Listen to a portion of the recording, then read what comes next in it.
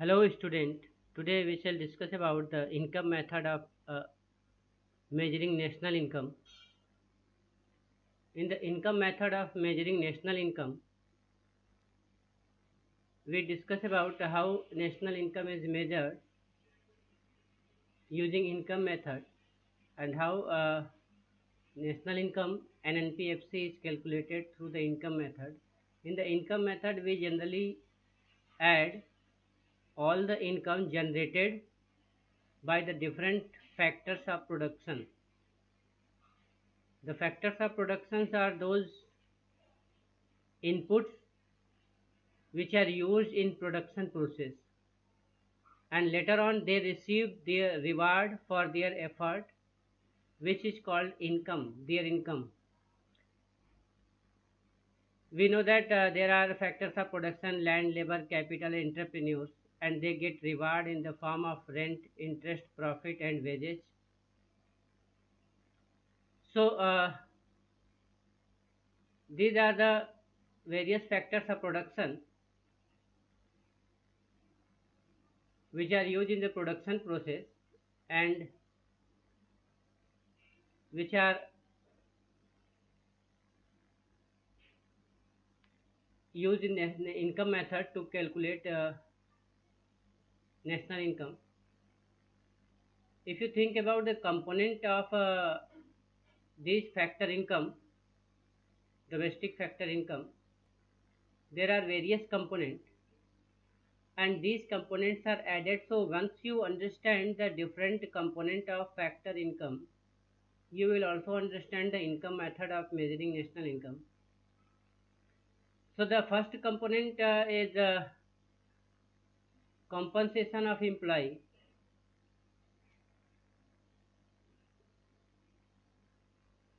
These are the compensation for labor work.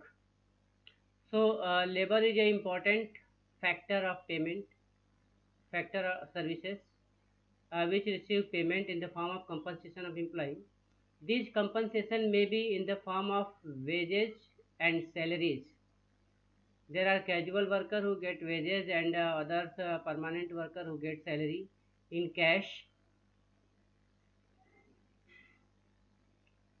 Means it may be in the bank account, it may be in the others. They got some dearness allowances, basic pay, bonus, honorarium, gratuity, etc. in the form of cash, in the form of money. Okay, these also get compensation in the form of kind. So in kind they can get various facilities from the company or employers where they employ. They can get rent for their house, free traveling, and free subsidies of the ration and uniform, and free education for their children. So these are the various kinds which can they receive from employers. So it is compensation in kinds, which is a part of compensation of employee.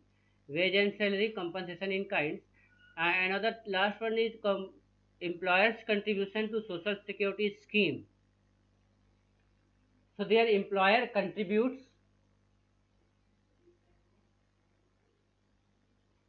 in a social security. Social security is the security for their retirement and for their old age. So or for their security at their work, at their house. So these are included insurance. They are insured if there is accident in the factory or anywhere in the working. They will get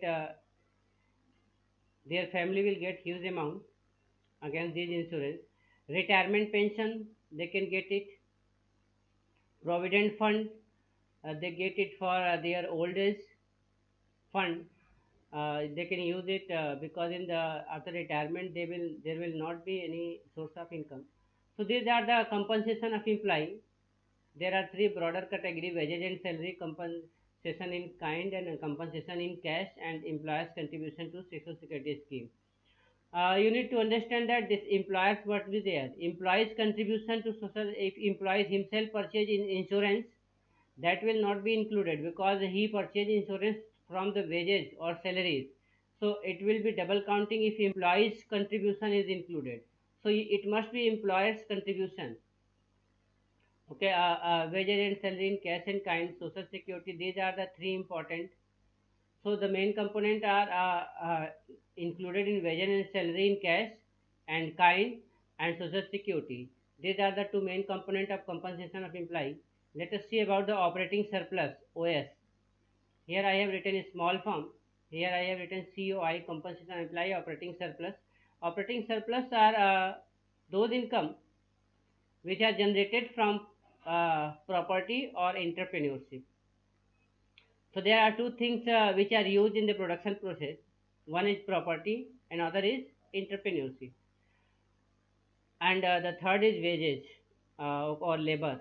So properties are various properties. You have land, buildings, and various properties which can be used in the production process. Company purchase land, buildings, factories, shops, and various things. So in the income from property, there are two main income: rent and royalty, and another is interest. If you have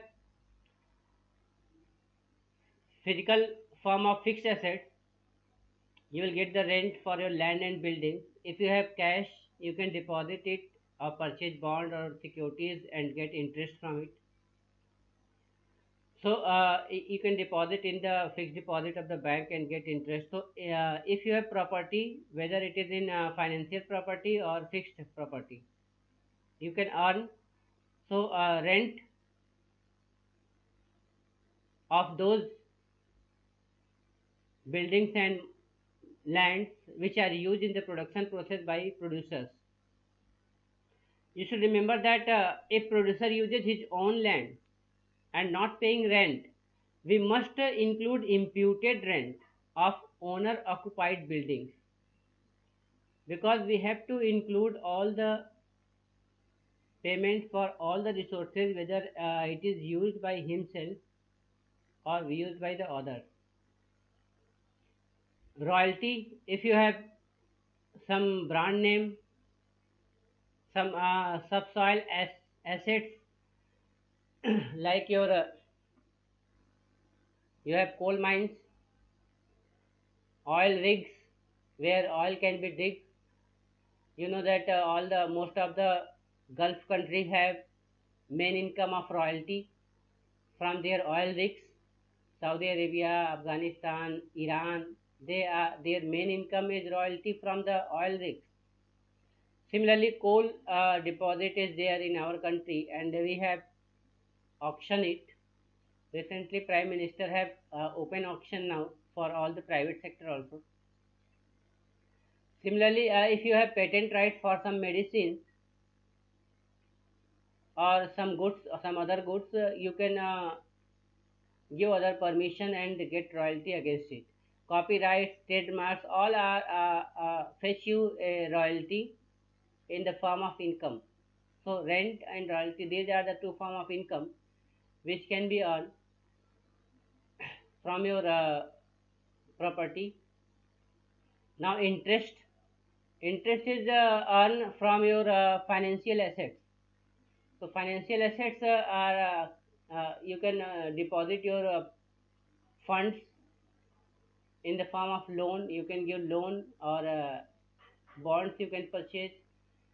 These advancements or loan will earn you interest for you, and this is interest income, which is a part of compensation of employee. And under the compensation, it is a part of property, because your cash is also your property, your building and house is your property. So from property you can earn rent, royalty and interest. Another part of compensation of employee is income from entrepreneurship. Entrepreneurship means a businessman. If you are a businessman, you are running your own business, entrepreneur, so you are an entrepreneurship. So what will be your reward? Your reward is profit.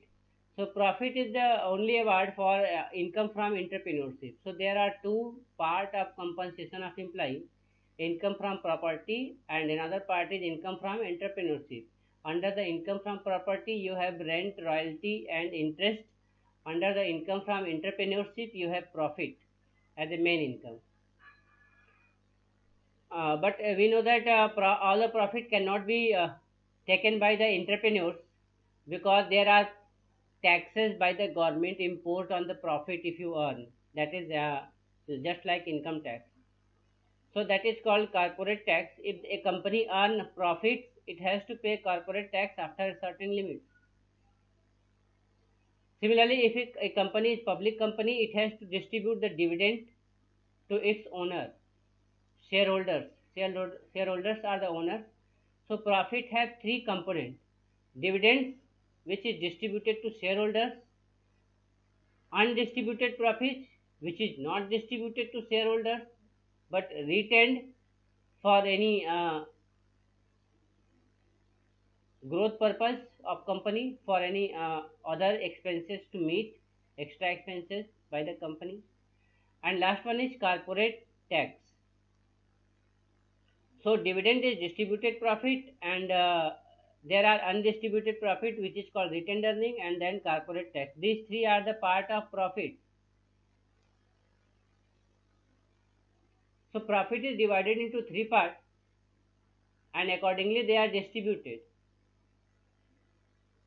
So first part is corporate tax, you have to pay for it, and then after you have to pay dividend, and the remaining part is called retained earning. So in this way, operating surplus (OS) include rent, interest, profit. There are three things. Royalty is also part of rent. We can include it in the rent. So if you add rent, that is 200, royalty, that is 45, interest 25, and then after dividend, undistributed profit, and corporate tax, all the three are the part of profit. So these three are the part of profit.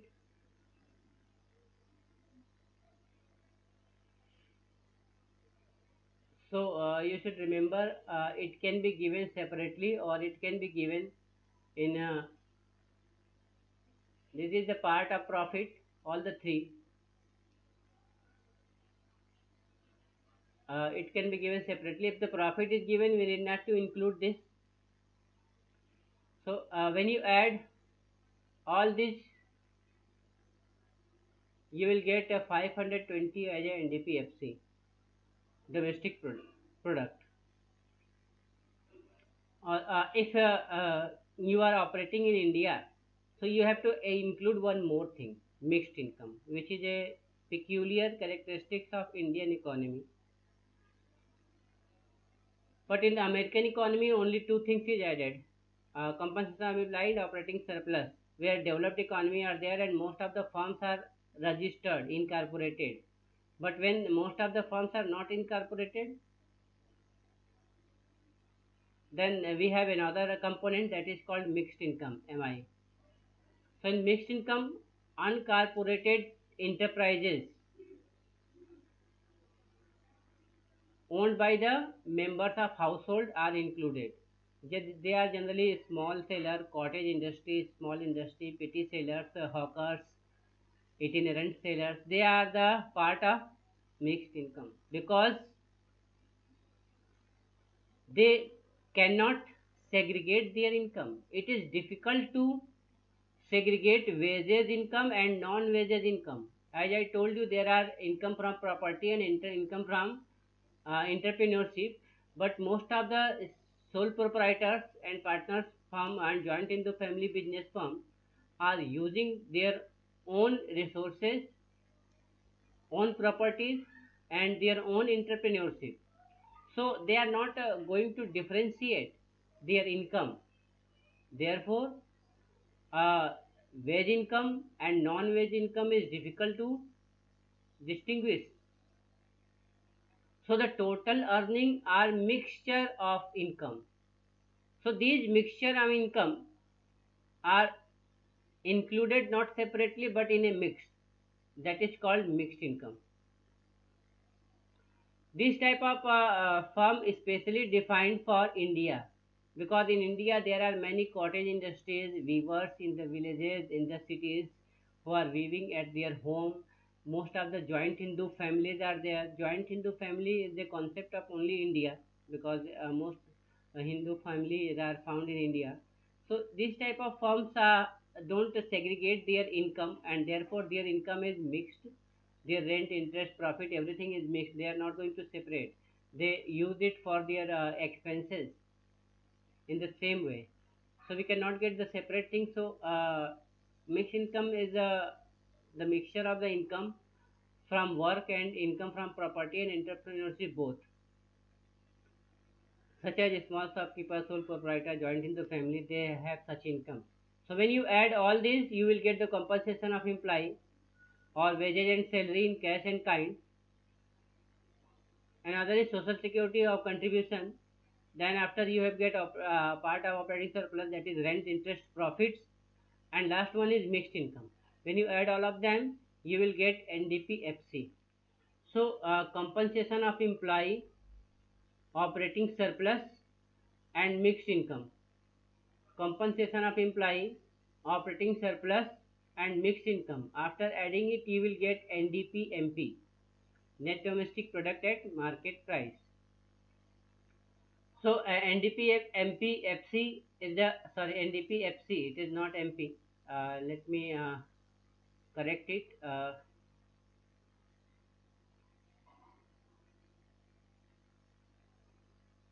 It is incorrect. So let us see here. NDPFC is the compensation of employee, operating surplus, and mixed income. So it is not market price. It is factor cost. You should remember in the earlier example I written here market price. So that was wrong. That's why I deleted. So it is factor cost, not market price. It can be written as a wages and salary in cash and kind both, rent, interest, profit, which is a part of operating surplus, and then after mixed income. So here you learn how to calculate NDPFC by adding all the three components, and then after you can convert it into GDPFC by just adding depreciation. When you add the depreciation to NDPFC, you will get GDPFC. And when you add instead of depreciation, if you add net factor income from abroad, you will get NNPFC. So in NDPFC, if you add depreciation, you get GDPFC. In NDPFC, if you add net factor income from abroad, you will get NNPFC. So similarly, accordingly, you can do it. There are two concepts we have discussed about the factor income. If you add all the factor income,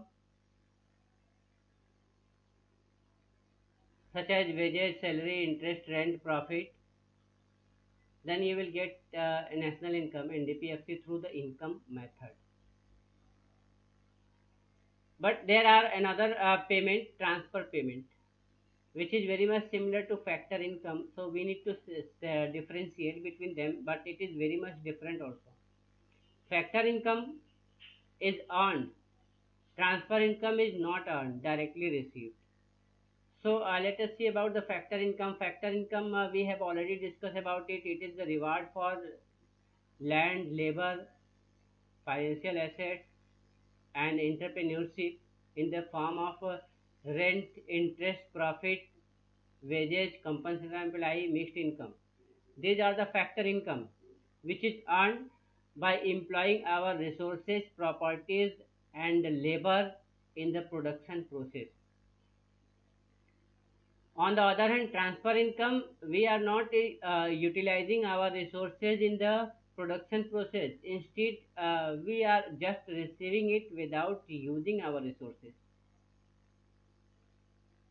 Such as non-profit institutions or household or enterprises without rendering any productive services get money So that is called transfer payment. For example, student get scholarship from government. So student did not to work for it. It is unilateral transfer, one-sided transfer. Transfer payment is actually a receipt concept. There is no transaction. Take and give and take is not there. Only take it. Transaction is not there. Only receipt is there. So it is a receipt concept. Amount received without making any corresponding contribution to the flow of goods and services. It is not earned but only received. So this is transfer payment, such as old age pension. It is not employee pension, old age pension given by the government. Unemployment allowances, Berozgari Bhatta. You have seen that in UP earlier 1000 per month was given. Old age pension 500 or 1000 is given to the every old people. Everyone is eligible for it. Scholarship to the student, government subsidies on LPG gas, which is directly transferred to the account. You already know these are the only receipt without working. Gift, donation, everything are receipt. So the main difference between the factor and transfer payment is one is earned and another is unearned. One is used in the production process. One means factor income is used in production process. Transfer income is not used in production process. Factor income is two-sided transaction, while transfer income is unilateral transaction, one-sided. It is only received. So in this way, we have discussed about the various things. Let us think about the precaution also. Precaution of income method. So transfer payment is not included, as I already told you, because it has a one-sided unilateral transfer, old age pension, etc. It is not contributed in the production of GDP. Therefore, it should not be included also. Now, imputed value of factor services must be included. As I told you, if you are using your own house for your business, you must calculate the value. Imputed value means estimate the value. If you not use it your house for your own business, then how much rent you could earn by giving it to the other businessmen. So that is called imputed value. So a farmer is working in his own land and consuming all the produce. So it doesn't mean that he is not producing anything if he is not selling it. So we need to include the imputed value of his agricultural land, how much can be grown, and that value should be included. If you produce anything and consume yourself, still it is a production. You have used the country's resources for production, so it must be included. Now windfall gain, if you something gain without any production process, it is not income. For example, you have won in Kaun Banega Karodpati KBC. So it is a one-sided payment. It will not be included. Suppose you have lottery income. You have won some lottery. That is also not included in income method because it is a transfer payment. Capital gain should be avoided. So if you have purchased some capital goods like car, building, lands, and resell it, and then after you earn it, some many people are purchasing land and after that reselling. So resale of any goods is called sale of second hand goods, and the second hand goods should not be included. Or financial assets, suppose you have purchased the share of company.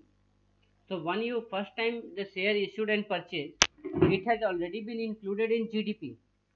So again and again people are selling it. It cannot be included again and again. Once it is included, the work is over now in that year.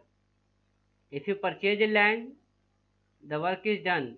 So capital gain should be avoided to include in the national income. Income from self consumption. income from self consumption, as I told you, it must be included if you are living in your own house and not paying any rent to anybody else, but we have to pay rent to ourselves, and we have to estimate the rent. So these are the precautions you should be remember while solving the problem of income method.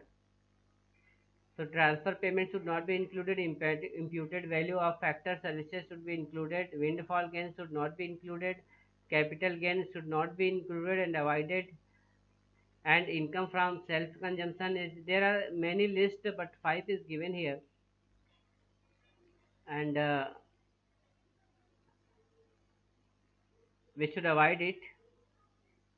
So in this way, this is the income method of measuring national income, in which we generally add three things: compensation of employee, operating surplus, and mixed income to get national income and DPFC, and which can be converted to GDP or NNP by adding depreciation or NFIA.